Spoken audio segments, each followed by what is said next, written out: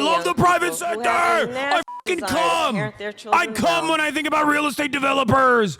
I nut every time we cut some red tape. Let's go. I love deregulation. Oh, I'm a deregulation voter. Are you a small business? I love small businesses. Tell me more about how you're a small business. Tell me about how your mom was a small business. Kamala, I love you. What?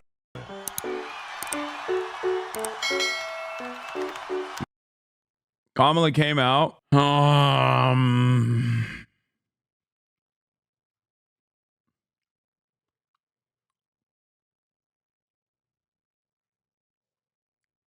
Is that gun real? You don't want to find out, brother. Good evening, America! Good evening, everyone. Good evening, and thank Damn, bro, the camera work is nasty over here. It's good as fuck.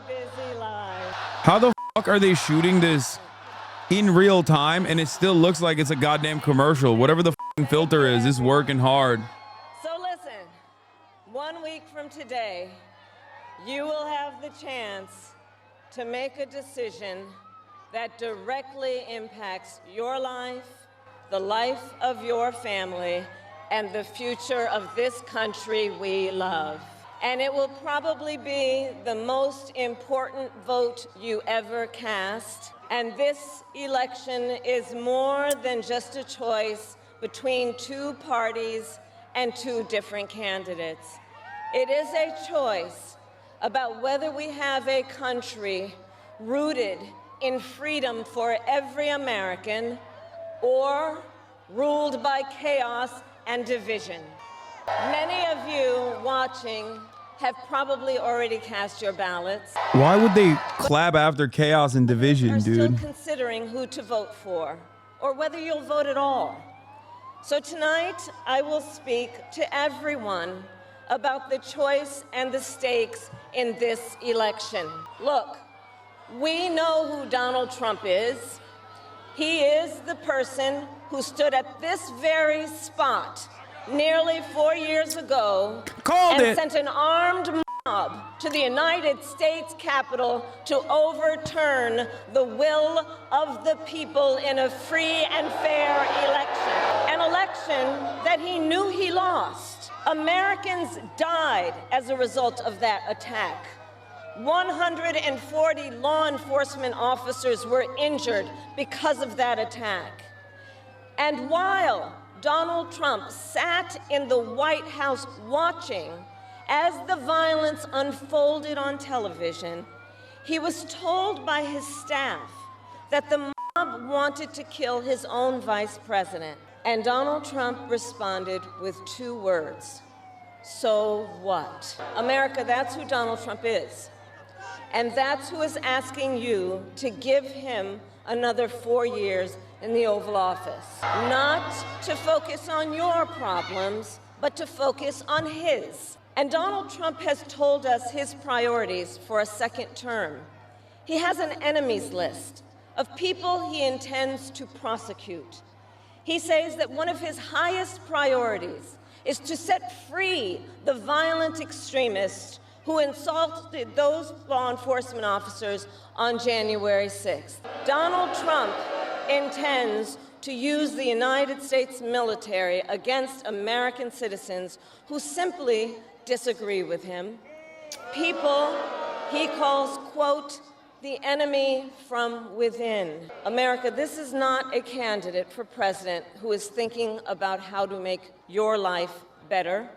This is someone who is unstable, obsessed with revenge, consumed with grievance, and out for unchecked power. Donald Trump has spent a decade trying to keep the American people divided and afraid of each other. That is who he is.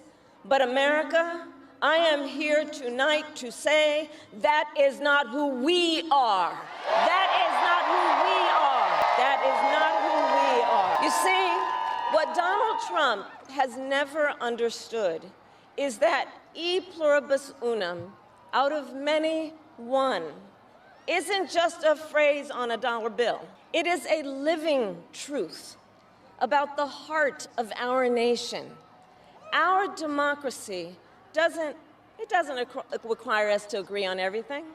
In fact, we like good arguments from time to time. Just think of your own family, right? It's not the American way to not have disagreements. We don't shy away from robust debate. In fact, we like a good debate, don't we? We like a good debate. And the fact that someone disagrees with us does not make them the enemy within.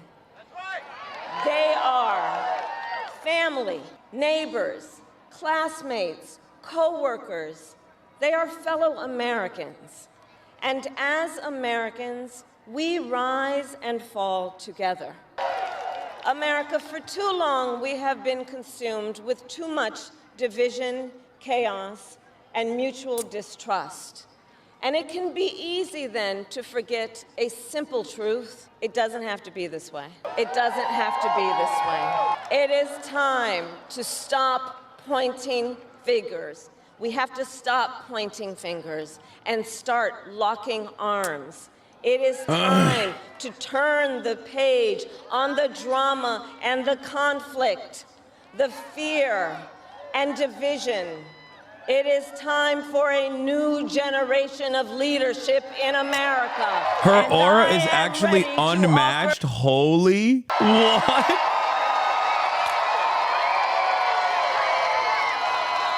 Now look, let me say, I recognize this. Why do we do Hogwatch like every fucking day, only to have the president, the presidential candidate be like, we gotta hug and kiss Republicans? And then people go, oh, her aura. I don't believe that that's a real person, by the way. Well, let me tell you. Or they're being sarcastic. I spent most of my career outside of Washington, D.C. So I know that not all the good ideas come from here. I am not afraid of tough fights against bad actors lived up and on powerful America. interests. Because for decades, as a prosecutor and a top law enforcement officer of our biggest state, You are going to seethe when Trump wins a landslide. that ripped off homeowners, Let's say that does happen. profit colleges that scammed You still are probably going to end up killing yourself when you realize that like f***ing locking up migrants and trans people is not actually going to fix any of the underlying problems. It's not going to cause you to get pussy, okay? Consensually, especially. It's not going to cause your family to think that you're brilliant and not a fucking pathetic loser dead ender. You know what I mean? And inevitably, you're going to come to that conclusion all on your own. or overlooked. So let's say Trump wins. Just gets to me. I have a child and care about their future. Oh, It's what my mother instilled in me. it's not going to bring back your wife. To hold a And not only is it not going to bring back your wife, it's not going to be able to stop the flow of resentment that your child is inevitably going to have over you. the drive to protect Okay? hardworking Now, you can fix the problem. aren't always You can fix the problem. Yeah, okay, sure. My wife votes Trump as well. You can fix the problem kind of president by I will be. not behaving like this. Okay? Fix your life. I'll be honest with you, I'm not perfect. Oh my God, you're so toxic. Shut up, bitch. Suck my dick. Yeah, I'm toxic. Listen to you. Even if you don't vote for me. If you are Trump 2024 pilled, then you're like openly demonstrating that you want awful shit in this country. Surprisingly, even more awful shit than the Democrats are advocating for. So yeah, I have no issue being very honest with people like that. Many of them came to that conclusion after 4 years of Donald Trump. They realized like, oh, none of the things that I thought were going to make my life better actually occurred. You know, you can cry about that all day, every day, but I'm sorry. I'm not going to look at a dude who's like, I love the fascism that Trump represents and then be nice to them. Okay, you can suck my dick too if you want to defend someone who's like, Trump 2024, bitch. You're going to fucking hate it when he wins by a landslide. It's like, you're a fucking idiot. If elected, You're on crying. day one, if elected, Donald Trump would walk Let people into that vote for who they office want. with an enemies list. Yeah, dude. Let people When vote for elected, Adolf Hitler, I dude. will You're walk into the- crying. You're crying. Let people vote for Adolf Hitler or you're crying. Of what I will get done for the American people. Hasan, your level of aggression indicates a very probable Trump win, just my observation. Democrats, Republicans, and independent. Deborah's not coming back, folks. Okay? Who are working hard. Your wife is not going to come back when Donald Trump becomes president. I have been honored to serve as Joe Biden. And the more you chirp about like Donald Trump being the great white hope or whatever the more people are going to stop calling you. There's a reason why your family, your immediate family members don't want to have Thanksgiving with you no more, okay? Are different. That's because your vibes are horrendous. Our priority as a nation 4 years ago was to end the pandemic and rescue. Now, our biggest challenge is to lower costs that were rising even before the pandemic and that are still too high. I get it. I still remember our mother sitting at that yellow Formica table, late at night, cup of tea in hand, a pile of bills in front of her, trying to make it all work. And I've heard from so many of you who are facing even greater financial pressures. Donald Trump's answer to you is the same as it was the last time. Another $1 trillion in tax cuts for billionaires and big corporations. And this time, he will pay for it with a 20% national sales tax on everything you buy that is imported. Think about it. Clothes, food, toys. The only good thing that the Trump tariffs would do is destroy the Trump merch economy. Average family, nearly $4,000 like all of the more. Trump merch stores that rely on overseas merchandise, garment production would inevitably collapse because they would never be able to pay the tariff fee. And that's the one positive of this entire process is that like they would suffer. Okay? The Trump merchandise stores in every fucking rural town would literally suffer so traumatically. And honestly, great. Not going back. We are not. Gatlinburg, Tennessee would be in ruin. The Beamer would still be there, though.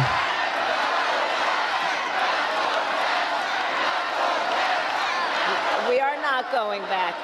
Because we also know Donald Trump would deliver tax cuts to his billionaire donors. I will deliver tax cuts to working people and the middle class. I will make sure you have a chance not just to get by, but to get ahead. Because I believe in honoring the dignity of work. I will enact the first ever federal ban on price gouging on groceries. True. It would also destroy drop shippers too. So you're cooked if you're a drop shipper. Oh my God, 100% of dropshippers and 100% of Trump merch store owners vote for Donald Trump. He's directly cooking his base. Sure that hardworking Americans can actually afford a place to live. I'll never forget how our mother saved up and how excited she was when she could finally afford to buy our first home. I remember how excited she was. And I know that owning a home is not only a measure of financial security, it's about the pride of your hard work. And as president, I will fight to help first-time home buyers with your down payment, take on the companies that are jacking up rents, and build millions of new homes. For years, we have heard excuses about why America can't build enough housing. Enough with the excuses. I'm going to cut the red tape and work with the private sector and local governments to speed up building and get it done. Oh. And the cost of housing isn't yeah, the only deregulation on middle-class private families. sector. I've met so many I love the private people who sector. have a I natural fucking desire to come. parent their children I come well. when I think about real estate developers. I nut every time we cut some red tape. Let's go. I fucking love deregulation. Oh, I'm a deregulation voter. Are you a small business? I love small businesses. Tell me more about how you're a small business. Tell me about how your mom was a small business. Kamala, I love you. Whoa! The thing that I hate about Donald Trump is that he's not serious about deporting all the migrants. Kamala will do it. Let's go! People in the sandwich generation who are raising young children and taking care of a parent. Juggling all of it is extremely difficult.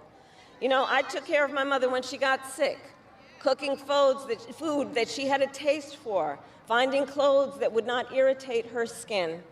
And understand, as I do, that caregiving is about dignity. It is about dignity. And currently, If you need home care and you don't have some money to hire someone, you and your family need to deplete your savings to qualify for help. That's just not right. So we're going to change the approach and allow Medicare to cover the cost of home care so seniors can get the help and care they need in their own homes. Now, Donald Trump has a different approach. He tried to cut Medicare and Social Security every year he was president. Look, I believe that when people have worked hard their entire life, they deserve to retire with the benefits they have earned. And I believe in the fundamental freedom of Americans to make decisions about their own bodies and not have their government tell them what to do. I will fight to restore what Donald Trump and his hand-selected Supreme Court justices took away from the women of America. That today, 1 in 3 women in America, think about it, 1 in 3 women in America lives in a state with a Trump abortion ban. Many with no exceptions even for rape and incest. The idea that a woman who survives a crime of a violation to her body should not have the authority to make a decision about what happens to her body next, that is immoral. That is immoral. And Trump's not done. He would ban abortion nationwide. Bro, it's crazy that this speech is literally identical to every other speech that she has given so far. Like, come on. You gotta do something different, dude. Like, you've spent 30, 40, 50 million dollars on these like focus tested, means tested policies that you are advocating for that are nowhere near meeting the expectations that massive chunks of voters want, and you're still running with them. At a certain point, you have to realize, like, you know, maybe we got to spice it up a little bit. She didn't give a new policy when I walked away. She said she's going to expand at-home health care for Medicare, which is a good policy of hers. Proud. And look, on another subject, politicians have got to stop treating immigration as an issue to scare up votes in an election, and instead treat it as the serious challenge that it is that we must finally come together to solve. I will work with Democrats and Republicans to sign into law the border security bill that Donald Trump killed. When I was Attorney General of a border state, I saw the chaos and violence caused by transnational criminal organizations that I took on. And when I am president, we will quickly remove those who arrive here unlawfully, prosecute the cartels, and give Border Patrol the support they so desperately need. I wasn't off base when I said the deportation thing. Like that, go back to the earlier rant that I was doing as a joke, and then match it up against what Kamala Harris just said. With Congress to pass immigration reform, including an earned path to citizenship for hardworking immigrants like farm workers and our dreamers. As Commander-in-Chief, I will make sure America has the strongest, most lethal fighting force in the world. Donald Trump, on the other hand, has shown his contempt for our nation's heroes, calls them suckers and losers, called a 4-star Marine general a, quote, lowlife. I will always honor, never denigrate, the service and sacrifice of our troops and their families, and fulfill our sacred obligation to care for them.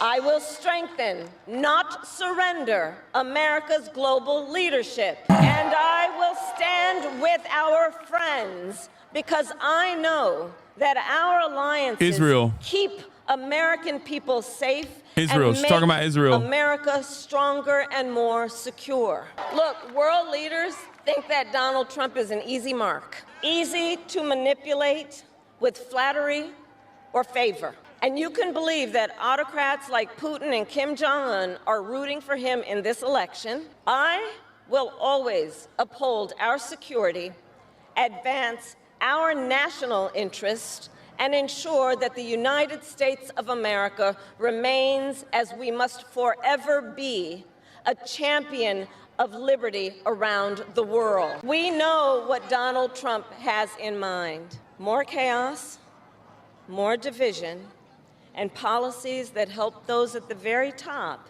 and hurt everyone else. I offer a different path, and I ask for your vote. And here is my pledge to you. I pledge to seek common ground and common sense solutions to make your life better. I am not looking to score political points. I am looking to make progress. I pledge to listen to experts, to those who will be impacted by the decisions I make, and to people who disagree with me. Unlike Donald Trump, I don't believe people who disagree with me are the enemy. He wants to put them in jail. I'll give them a seat at the table. I pledge to you to approach my work with the joy and optimism that comes from making a difference in people's lives. And I pledge to be a president for all Americans and to always put country above party and self. I love our country with all my heart, and I believe in its promise because I've lived it. I grew up as a child of the civil rights movement. My parents would take me to marches in a stroller, where crowds of people of all races, faiths, and walks of life together to fight for the ideals of freedom and opportunity. I've lived the promise of America. I saw how hard our mother worked to give her daughters the same chances this country gave her. Growing up, I was blessed to have family by blood and family by love, who instilled in me the values of community, compassion, and faith that have always defined our nation at its best. I've lived the promise of America. I've spent my life fighting for the people who have been hurt and counted out, but never stopped believing that in our country, anything is possible. I've lived the promise of America, and I see the promise of America in all of you. In all of you. I see it. I see it in the young people who are voting for the first time, who are determined to live free from gun violence and to protect our planet and to shape the world they inherit. I see it in the 36K women chat who of refuse cynicism to and accept a negativity. future without Damn, you're right, dude. I should fucking...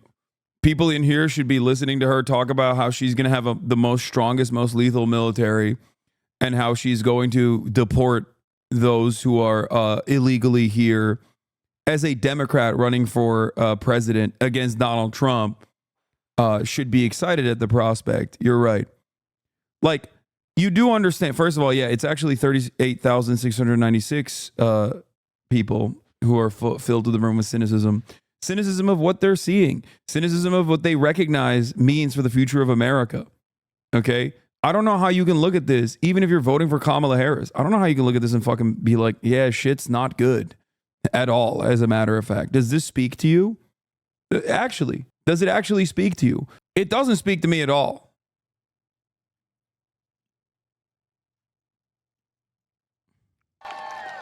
Nearly 250 years ago, America was born when we wrested freedom from a petty tyrant. Across the generations, Americans have preserved that freedom, expanded it, and in so doing, proved to the world that a government of, by, and 75,000 for the people apparently is went out there to strong listen to and can her. endure. And those who came before us, the patriots at Normandy and Selma, Seneca Falls and Stonewall, on farmlands and factories factory floors. They did not struggle, sacrifice, and lay down their lives only to see us cede our fundamental freedoms. What? They didn't do that only to see us. Like, why fucking yeah when you don't have proof over what you're upset over? I'm fully for her, and yeah, no fucking shit, it's not good. But fucking choose a lane to be upset over. You can't be a Kamala writer up until 6 months ago when it was better for you to be a negative cunt and going middle road. Are you hallucinating? Have you just like closed your eyes and plugged your ears for the past 6 fucking months? What the fuck are you talking about? You think I have no issues with the way that Kamala Harris has run her campaign? You think I have no issues with her legislative agenda? Are you fucking dumb? Even before Kamala Harris, a lot of the arguments that I have for Kamala Harris are actually arguments that I directed towards Joseph Robinette Brandon. That's the ironic situation here, is that like she also, not only did I dislike Kamala Harris in 2019, but also a lot of my criticism towards Kamala Harris has been her rushing towards this supposed centrist Brandonian position. Also, I love that you openly said you're fully for her, and yeah, no fucking shit. This speech is not good. So you're directly fucking advocating for the thing that I'm saying. There are plenty of people in this community that already early voted for Kamala Harris. They don't want Donald Trump to win. They went out and they plugged their nose and they fucking voted for Kamala Harris. And they're still just as disappointed as you are. The difference between you and them, on the other hand, is that they're not trying to fucking fantasize about an alternative future, an alternative reality. They're recognizing what is going on. They're recognizing the problem. I think this speech was the exact same speech that she's delivered time and time again. Nothing different, nothing new. And clearly that message has not actually been all that successful. They've been pumping every fucking television. They've been pumping every TV station with ads in all of these key districts, reiterating these positions over and over again. And it hasn't been good. It hasn't been positive at all. Here's something really important from, of course, friend of the show, one of my favorite authors, one of my favorite journalists, Asita Nwanevu. Okay? He said, whatever happens next week, Democrats are eventually going to have to contend with the fact that some of the most pivotal voters in the electorate, including more and more non-white voters, think our political norms and institutions are bad and have considered Trump on that basis. This was the underlying resentment that people had towards Hillary Clinton in 2016, something that the Democratic Party has basically brushed aside. Like they forgot, as though 2016 never happened. And I don't just mean Donald Trump won in 2016. I mean their underlying resentment towards our institutions existed in 2016. That's why that Donald Trump won. Someone wanted to blow up the system. That's why they fucking took a shot in the dark and went with Donald Trump. Okay? And the Democrats ignored it. And here we are, still ignoring it. This is really interesting from Zach Carter. Okay? Another great writer, columnist for Slate. Okay? He says, very interesting that so much of the persuasion game is focused on conservatives who think norms and institutions are good and making them comfortable with the idea of switching parties. Do you not recognize what's going on? We are staring down the barrel of fascism. Okay? Right-wingers are ripping everything apart and using the instability to say shit is fucked up. And more people are on board with shit is fucked up. Democrats are desperately trying to hold on to a coalition of people who are like, shit's not that fucked up. This election cycle was worse than every other election that I've covered. Okay? It's terrifying. It is genuinely terrifying that the Democrats are like, no, it's fine. Shit's not that bad. Come on. My anger and my resentment for the Democratic Party will always be because of their capitulation to the right. It will always revolve around their framing of right-wing values and right-wing issues with a liberal veneer. Okay? That is what is fucking frustrating about this. I agree, but I worry that the problem is that many in the key U.S. political norms and institutions are in fact bad, and there's no way to fix most of the worst ones without a constitutional amendment. The general feeling of cynicism is right. The prevailing diagnoses and solutions these voters are hearing are obviously terrible. It would be ideal if the Democrats began offering others rather than a return to politics as usual. Democrats love running the appeasement route to right-wing charlatans, to like straightforward fascists, okay? They do it. They do it over and over and over and over and over again. And then, when they're done doing that, they turn around and they say, what do you expect? They will call her a communist. Well, Guess what, dumbass? They're calling her a communist anyway. The fuck are you talking about? Be about the change from Trump Now listen to what the to CNN future, panelists have to not say. about Joe